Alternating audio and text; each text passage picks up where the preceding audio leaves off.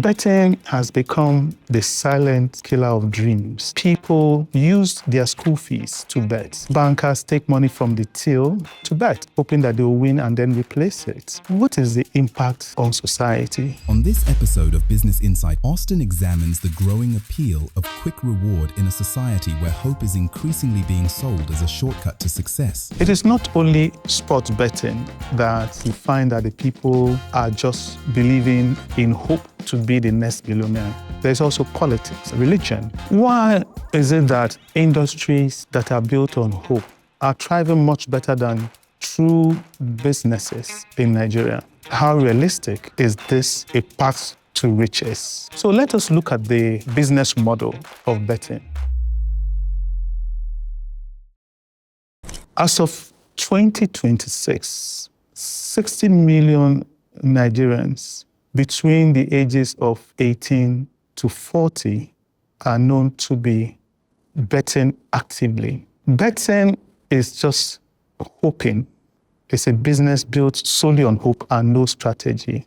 Ironically, the betting companies are upstaging global brands in lucrative sponsorships. Manchester United and the announcement of Betway being their sponsor is not surprising because almost all the business brands that sponsor these events and these teams have been upstaged by betting companies. When you are watching any sports program, the adverts that come in the interval are betting adverts. And surprisingly, you see former admired sports legends being the spokespeople of these betting companies, thereby giving it legitimacy. So people believe this is the surest and quickest way to be the next billionaire.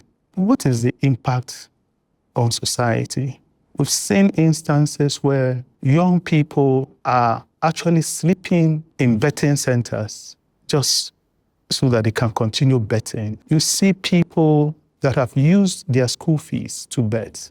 Some bankers take money from the till to bet, and when they are caught, they'll tell you that they put it in a bet, hoping that they will win and then replace it. There is even a situation in the international scene, high-ranking army personnel who was involved in the capture of President Maduro placed a bet on the time in which he will be captured. So betting has gone to derivatives beyond sport betting. People are betting on outcome of political events or of any event. And it becomes like an opium because it seems like a very shortcut to stupendous wealth.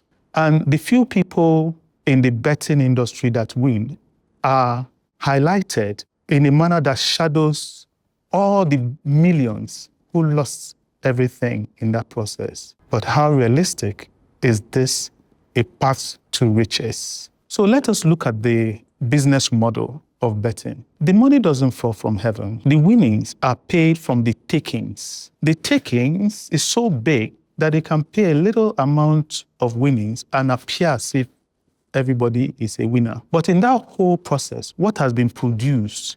Have we produced more food? Have we built more industries? Have we built more schools, hospitals? So we have to talk about two values. One is economic value.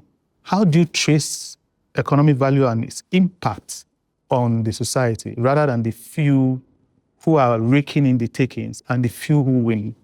But the other value is the value of morals, of rewarding hard work with what comes with the hard work, rewarding grit, rewarding a dream which you pursue to develop a solution around, which you make it into a business, and that business grows and employs more people. And the people that work in the business, some of them will go out and become founders, and they will continue to exponentially increase the pie of the economy. That now is at a standstill. The economic value is deceptive because it's only the bet takers and the bet winners that are winning. And the moral values are becoming bankrupt because people will do anything to get that money to bet, including stealing from their companies. Market women are understood that have people, betting people that go at the end of the day to take their daily sales, for the bet. And these are the people that we know use their money to take care of the home, educate the children. So what happens to all that? It's brutally truncated. So you find more aberros. You talk about going along Lekki corridor and you see people who are doing nothing but just hailing cars, or if they beg you and you don't give them, they get violent. Why was it not there before? Because there were schools being built as the population was increasing. There were teachers that were employed and paid. There were businesses that was at the end to absorb the graduates of the education system. But where are all those?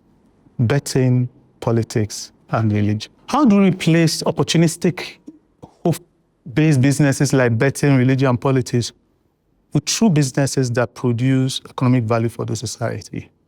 What do we choose to celebrate? Who are our role models, and what is the message we hear from them? You'll be surprised that a lot of young people have role models that are sports people, fantastic footballers. And when these footballers now are the ones that are telling you that the sure way to be rich is to bet, a whole lot of disciples, in quotes, believe it. And they abandon that path of grit to follow what their model has told them. My take on this is the age-old tested philosophy. What you reap is what you sow, and what you sow is what you reap. If you sow false hope, you reap false rewards. If you sow hard work, diligence, and good business practices in governance, you reap true economic value.